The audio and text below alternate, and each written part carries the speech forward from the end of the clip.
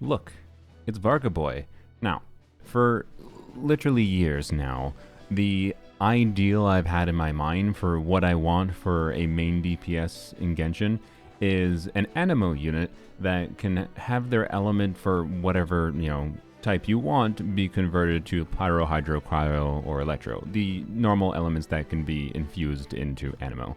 They've always just had it be like a minor additional thing that Anemo units do as like supportive utility, not a main gimmick. You might say that like Chaska with her randomized elements was kind of that, but you didn't have any control over it. Well, guess what? Varka is kind of that Anemo unit that I've always wanted. He's an Anemo unit who can have his, main form of damage converted to different kinds of elements, although he's also doing Anemo damage at the same time, so it's not completely, pyro damage, as you can see one of his great swords are. Now, for pre-release content of Varka, I prefer not to focus too much on guide-focused stuff. I will link other creators' videos down in the description if you want more guide information on stuff like artifacts and understanding some nuances of his kit.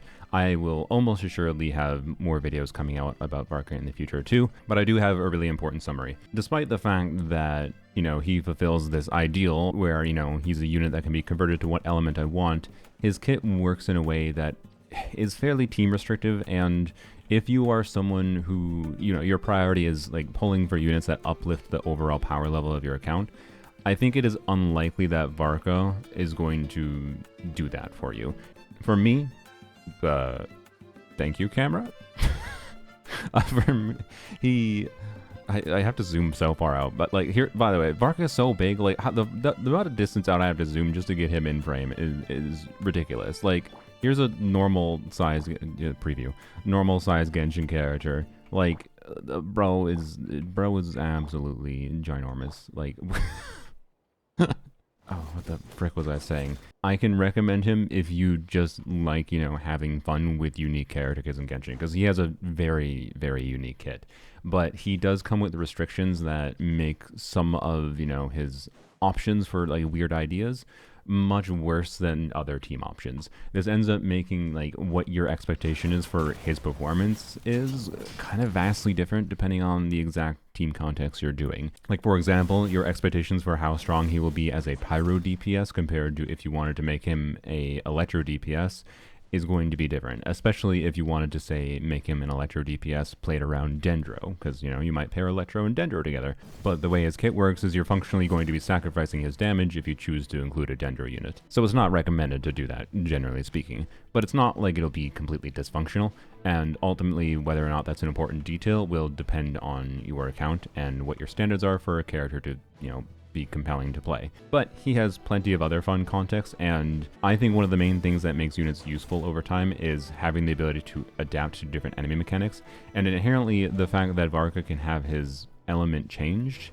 for his main damage output means I think he will be able to adapt, but I think he also will always be reliant on having the key supports to enable him to truly perform in like a way that's satisfying. And on top of that, his baseline power level might incentivize you to, say, pull his signature weapon or constellations if you are not satisfied with his performance. But whether or not that's a problem for you will just depend on your account and the characters you have. So there's nuance to things, is my point. I really, really like this character. I have had much more fun with him than I actually expected when I first looked through his kit. I thought I wasn't going to like it because I thought it was too restrictive. There is this inherent clash in, this kit that, he has modal utility for being different elements, but then he has active incentivization that restricts his teams. Like, those are two ideas that clash, but they come together in a way that's interesting and still ends up being quite fun. And I think they balanced him the way they balanced him because they are scared of certain things, like maybe Melt Varka being too good, which Melt Varka, by the way, does work. Oh yeah, he can do a little fly in the air, so that's his hold skill. It's only relevant for exploration. I would say this is one of the better exploration movement abilities in the game because it moves really fast and always launches a very predictable set distance, and where it goes the direction wherever he's facing. So if you turn your camera, you can see he still jumps this direction, right? So it's always very predictable and it's useful for that reason. So I actually really, really like that as an exploration ability. And you can glide out of it, by the way, and still plunge. And he has a weird sparkle in its plunge animation. The sparkle in particular is actually kind of weird because when you press his skill to go into a special state, he can no longer plunge, like Flynn's. So yeah, no sparkling in combat unless you choose to ignore his skill. Then you can sparkle all day long. Before we get into teams, a real quick rundown just so you can understand some fundamentals of his kit. You basically want to build him attack goblet, attack timepiece, and a crit circlet most of the time. On the new artifact set, Shimenawa's is an option too. It's not that much worse because his burst is not super worth using in most team contexts, but I did level it for a reason in this video. But depending on the team you're playing, you might never use his burst. So his skill talent is where all of his real multipliers are, and this is the only one you really want to prioritize leveling up. Now, the second part of this passive is the team restrictiveness I mentioned. He wants 2 Anemo characters, he counts as 1 of course, and then he wants 2 characters that share Pyro, Hydro, Electro, Cryo. So say 2 Anemo, 2 Pyro, 2 Anemo, 2 Hydro, 2 Anemo, 2 Electro, 2 Anemo, 2 Cryo, right? Pretty simple. But if you don't fulfill one of those conditions, so let's say you put a Pyro and a Hydro and then 2 Anemos, now you're getting a 1.4 times multiplier instead of a 2.2 times multiplier on his skill multipliers. All these numbers here, right, you can do 1.4x or 2x. And if you fulfill neither condition, then it's just going to be what these base multipliers are. And these base multipliers are relatively low. Like, you really do want to fulfill, I would say, at a minimum one of these conditions. And most of the time, most people are going to want to fulfill both of these conditions, right? So this is like the weirdness in how he's a modal DPS, but he's definitely heavily incentivized to be a modal DPS that's mono element and wants an Anemo unit. And on top of that, he's a Hexarai character. And his Hexarai bonus is kind of weird in that it isn't 100% necessary, but generally speaking, I would say you want it. The long and short of this is if you don't have Hexarai in his team, he will miss out on one use of his extra skill or charge attack, which is this 4 Winds Ascension or Azure Devourer damage right here. Because his basic gameplay loop is you press his skill and then you do normal attacks, and that reduces his cooldown for his special skill or charge attack, and then you use either or to do like a big extra instance of damage, and you can do that twice in most normal rotations for him. But if you don't have Hexarai, that just means you're replacing it with doing more normal attacks anyways, so it's not the end-all be-all. It's fine. So that's the basic rundown of his kit. To show his animations quick here, so his burst is pretty cool. And yeah, that is a pretty good burst animation.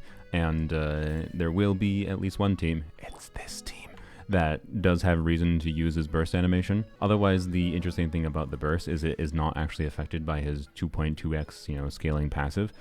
So the baseline multiplier here is just what the multiplier is, and the first hit of it is the converted element, so that's why you saw a big Pyro animation there, and the second hit, the lower multiplier, is an Anemo hit. But his normal gameplay loop is you press a skill, and then you spam his normal attacks, and he whips his dual greatswords really fast. And then as you hit enemies, you will press a special skill. So we're not hitting enemies, we're going to speak it slower, and that's a special skill. There is nuances to using that special skill at certain times right after you do certain attacks to, cancel the animation. And then you also have the option of doing a charge attack instead of that special skill. So we'll wait for it to come up here. And again, if we're actually attacking enemies, you would get this twice in a rotation. There you go. So that's a big charge attack. That has a little bit higher baseline multiplier, but the individual hits are smaller, and the animation also takes longer to do. So it's kind of a wash to do charge attack or skill. You can also do normal charge attacks before you get the special charge attack up, and you can see it only has, 1 slash instead of the 2 slashes from the special charge attack there, right? But that charge attack uses stamina, and you're not going to want to do it very often, I would say. Now, the last thing I want to mention quick before we actually get into the fun content of this video is I think most people are going to really want to shield it with him in most content on like a generic recommendation level. There are contexts like there's a new Stygian boss you will see that really wants you to have groupers. So for example, Venti with him will be really good, and Venti has his own Hexarai passive. In case you weren't aware, he has this interesting thing where when Venti's burst is active, for 4 seconds after an active character triggers a swirl, that character's damage is increased by 50%. But for a lot of his teams, if you end up playing Venti in the team, you might not have a shielder. You can still have a healer, potentially. But I can tell you Varka gets interrupted really easily. Like, for such a big boy with some mass to him, he himself gets whacked around a little bit. But anyways, let's get on to the fun things. And we're going to start with what is probably going to be his recommended best team option on like a paper level at least. By default though, for now, Varka's best team is going to be Durin, Bennett, Varka, and then another Anemo unit. You do have an alternative to Venti in the form of Aoife on Thrilling Tales of Dragon Slayers on 4-piece scroll. That it means, there's a competitive option for a 4-star slot. This demonstration, I'll put Varka on title shadow, I suppose. Let's just show it. Bam, do this, that. A couple normal attacks to extend. Bam, bam. Oh, actually, okay. We might do enough damage. This is overworld, right? We might do enough damage to kill it. Oh, uh-oh. Bam. Okay, we're actually just going to kill it. I need to go demonstrate in Abyss, I guess. Oh, well, no, there you go. That's good enough. Do know that if you're someone who cares about interruption resistance and, you know, want to play him in his best team, you'll have to deal with problems with certain enemy contexts. Some enemy contexts would be fine, because some enemies just, you know, don't attack in a way that matters that much, right? In the Abyss that is going to be running with the same patch that Varka will be releasing, I found that it was far more consistent to get faster clear times with a unit that provided a shield that would buff him less, which is Lanyan. If you have Seat Lawless weapon for her, I would recommend this over Thirling Tales of Dragon Slayers. This gives you more flexibility in the rotation to maintain better uptime from Bennett buff. Lanyan can essentially solve pretty much all your issues getting interrupted. And also, as a nice bonus, Lanyan has an exploration ability where she jumps around where you can aim, and then Varka can jump around with, you know, farther, you know, distances in general too. So the exploration combo of these two, as far as a comfort level of, you know, you got a Bennett healer, you got a Lanyan for shielding, and you got a Varka for Varkering, and it's a good time. So unless you need more damage, like the new Stygian boss, where you also need the grouping, I personally wouldn't bother. Alright, and that... yeah, I do want to show, I think, Seat Lolly's weapon on Lanyan, because I think it's good at demonstrating the value therein. I don't know why I thought of the wrong build on. Ow. Okay. So I got interrupted there because, you know, the shield expired. Map. Very much suspect we should easily kill this in one rotation compared to not quite doing it before. But let's find out. Let's not use the wrong character, Dumbo. Alright, bap, bap. Alright, and go to town. And do that.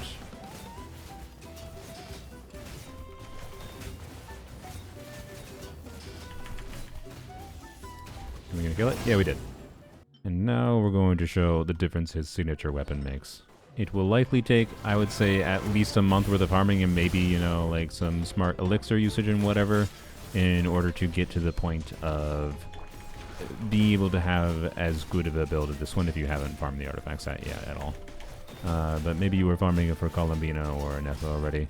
And we are outside of Bennett above there, which is not ideal, but you can see we still very easily killed it, even though we lost some buff value. Now, real quick, we're going to go access the invisible Stygian Onslaught to show the new boss, the Mandarega, which is in the overworld as a local legend already. Okay. Wait 7 years for the 30 seconds for it to... Oh my god. Okay. I could have pre-gotten this Venti burst there, but whatever. Alright, do that. We do this, and we go schmack with Varka. And you can see now that we're heading these, the enemy is actually taking damage on his health bar. And I believe it has lowered res now, so yeah, you can see with Varka and his premium team here, we are easily handling this boss with no problem. And now that we actually have energy, we can do normal things here. Bam, bam. And, yep, see the interruption problem I'm talking about, by the way? Like, I would prefer Lanyan against this boss if grouping wasn't utterly necessary. And then, let's see, do this, do that. And, yeah, anyways, I don't know. This is a weird boss, right? And where's... Oh my god, one of them was over here somehow. Yep. That happens too. I don't know. Yeah. The fact that even with Varka's Sig weapon here, we're getting like... I mean, a skill issue a little bit. I'm trying to yap while I'm doing stuff, to be clear. And I think there's probably going to be strategies to hopefully make this boss more consistent. Now for shenanigans. Now this is another team format where we don't have a second Anemo unit, but I think it actually does work pretty well because we have the overload buff from Fischl with the Hexerai buff and, you know, of course, Durin's Hexerai stuff. Iansan is under bless here. I should put her on scroll. I think it'll be fine. Oh, I still... There we go. Okay. Do this. Okay. And go schmack. Make sure we don't die because we don't have a shielder. Oh boy. Oh, yep. Yeah. So if we didn't get interrupted 17,000 times, I think we would have basically killed it. Like, you can see the teams, it's actually surprisingly good. I wouldn't say it's, you know, as good, but again, different contexts might demand you to bring Electro depending on what enemy mechanics are going on and whatever. What about Electro DPS? Quick swap with Raiden. You might be like, what the frick are you doing here? Yes, this is dumb. I'm well aware. The idea here is I wanted a team where I could use Varka's Burst and Raiden would both buff Varka's Burst a little bit, and we can do a slightly shorter field time Varka and do Raiden's field time, right? So it's dual DPSing. I don't have incredibly high expectations, but we'll see. Alright, E here, a little burst. Bam. And this is a team, by the way, you don't use scroll on Iansan because she cannot trigger a reaction, right? I forgot to burst.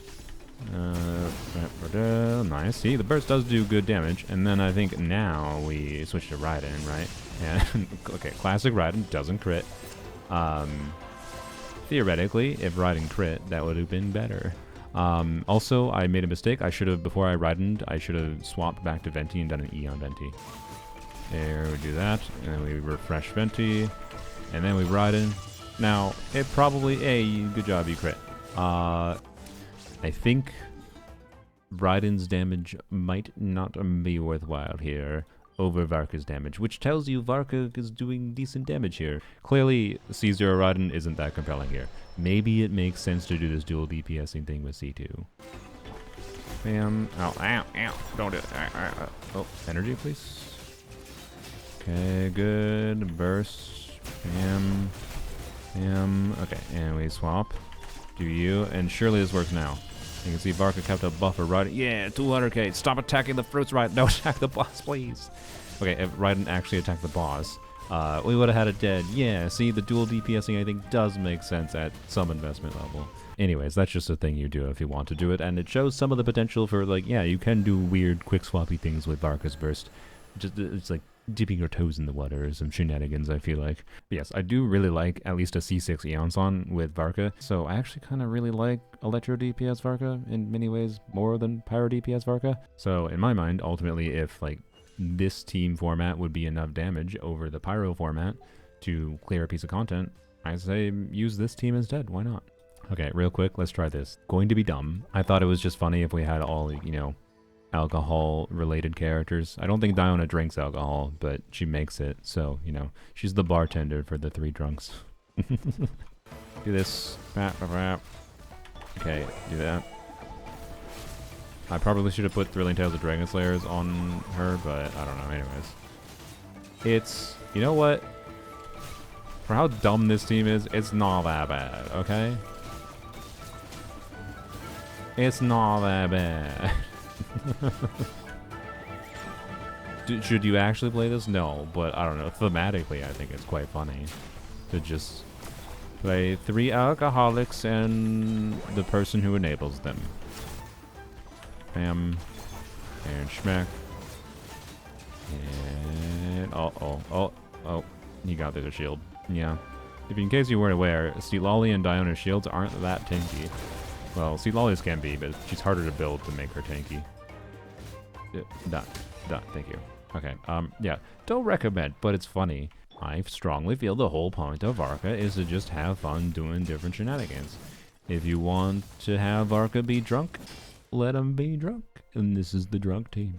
This team is me being drunk. The idea is I just want to see if Chongyun's skill cooldown matters at all, because in theory it might let us get an extra skill out. We don't have the Hexeride bonus. Normally we can only do one special skill or special charge attack. Alright, do this. Okay. Iansan. Alright, don't interrupt my Chongyun's E. Okay, there we go. Let's see if the skill cooldown matters. The goal, stop smacking him too. Oh boy, playing with Varka without a shield, he does not feel great. Oh. We barely get it. He keeps on attacking the fruit. We do. Chongyun's skill cooldown is enough to get a second skill without having Hexeride bonus. Sweet. That kind of means that Chongyun is an honorary Hexeride unit for Varka specifically. And also, I don't know, doing electro damage and having Superconducts on screen, it's visually pleasing to me. I like it. Sue me. We're gonna try putting him on a Cryo Goblet. Okay, that's pretty good. Overcapped and crit rate technically, but that's fine. And we'll use Layla this time. Big part of the idea of Cryo Goblet here is to get the most out of Shenhe's buff.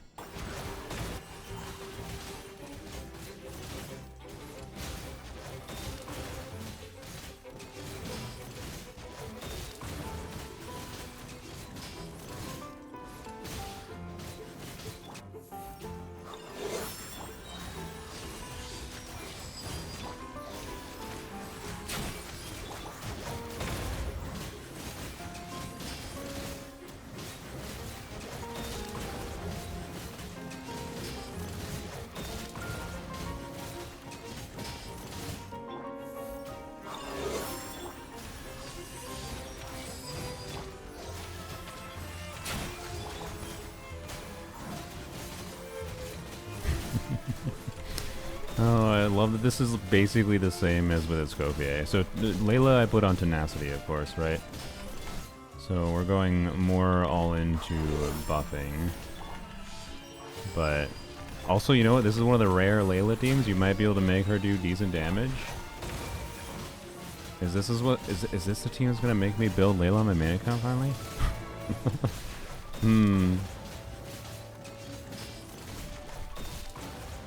Yeah, Cryo Goblet definitely seems better. I also put Cryo Goblet on Venti, by the way, because I figured that he was doing more cryo damage with Shenhe infusion than non-cryo. But yeah, I just cleared that faster with Layla than I did Escovia. Alright, now this one is obviously Hydro DPS Varka, but there's a further gimmick here. He gets cooldown reduction for his special skill or charge attack, so we use Mona to enable the passive, and Mona gives damage bonus buff with Hexerai as well, right? But then we also use Dahlia, who gives attack speed and a shield, which is kind of important. And then Jean, of course, we'll just have her on VV, but in case you weren't aware, Jean C2 also gives attack speed and movement speed, which is not as important, but it's there. Now, Mona could use Thrilling Tales of Dragon Slayers, but I think the rotation would be really awkward and like VV uptime would be bad from Jean. So I don't know, there's something you could do with configuring the artifact sets on different characters here to make it make sense. I'm just going to use Fab on Mona.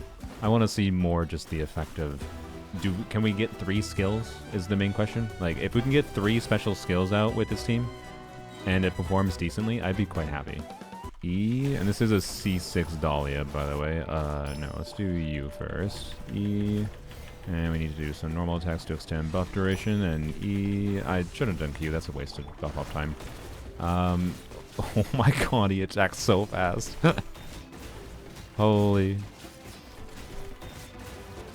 Oh, what in the friggin' world? Okay, oh, he started attacking the fruit, frick. And we didn't get any of the cooldown. Ah, frick. Okay, I gotta go try this against a different enemy. I immediately lost my shield against this dude. Perfect. Oh my god, don't kill me. Alright, bam. Oh my god, our attack speed is so stupid. And then it slows down a little bit when we lose the C2 Jean buff. Okay, I don't think we can get a 3rd skill out. It just... Okay. It's I don't think it's that much better, which means Dahlia is probably not super worth there, but I don't know. Come on, at the same time. 1, 2, E, 1, 2. Also, it makes you able to do the field time for Mona faster, which is funny. He attacks so fast. It's so ridiculous. All right, it also still performs perfectly fine, honestly. Don't kill me. Like I don't know how obvious it is in footage, but like he moving.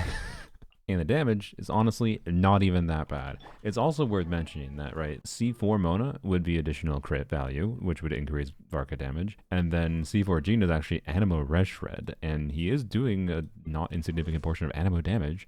So like, you know, with some extra dupes, this can be super fast and even stronger. Like I actually think it's pretty decent. Now, when I tried this, I was surprised this worked. And it's a little tricksy to play. Like, melt teams oftentimes just tend to be in general. And for this team, I am going to switch Varka onto Serpent Spine.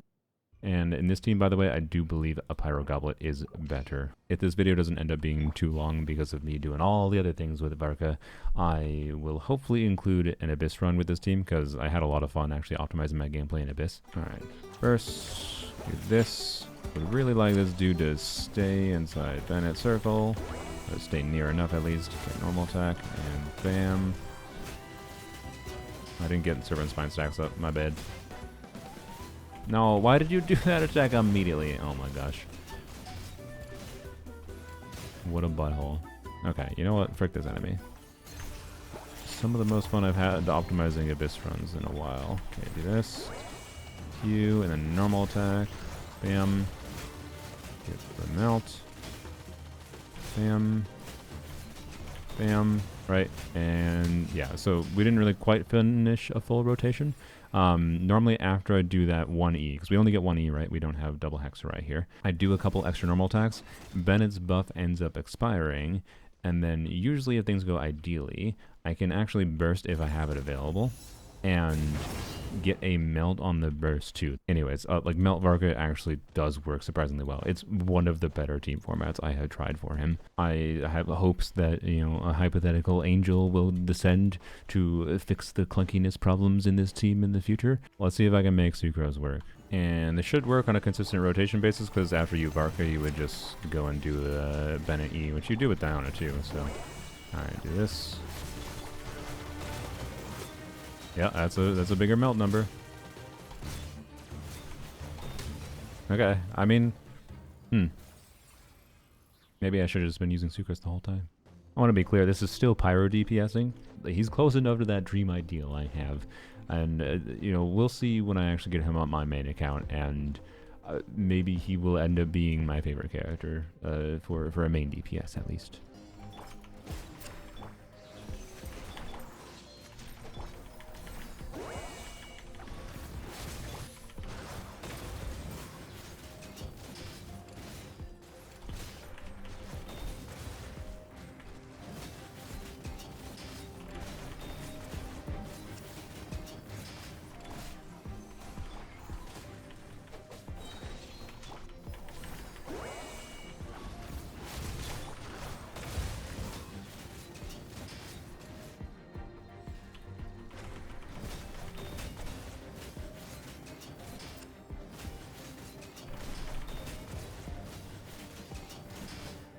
Okay.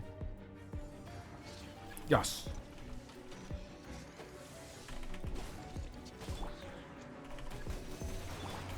No, not the Bennett energy. Okay, it's fine. It's fine. It's fine. It's fine.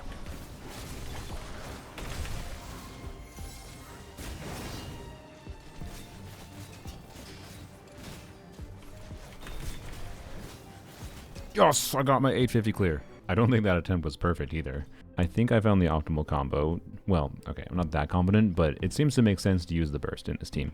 Fire on you. Swirl, swirl. This is just what the Shenhe's mechanic is, so swirl.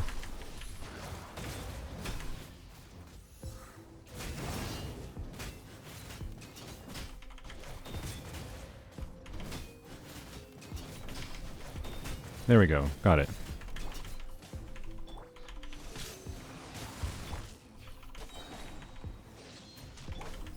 Oh no, not the sea lolly energy, no.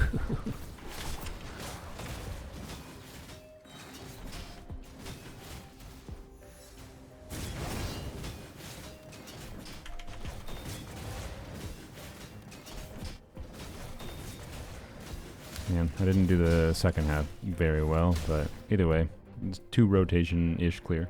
So yeah, on a gameplay satisfaction level, I think this actually might be my favorite Varka team. Various formats of mono, electro, mono, hydro, obviously mono pyro are all good. Like mono pyro might be his best team, but overall takeaways, I think most people will end up wanting a shielder in some form, despite his restrictiveness. Varka is pretty fun, and you can turn him into a weird modal DPS. I plan to pull Varka, and even if he winds up being like the weakest 5-star of the year or something on whatever spreadsheet evaluation you want to listen to, I think he might wind up being my favorite unit of the year. So take that for what it's worth.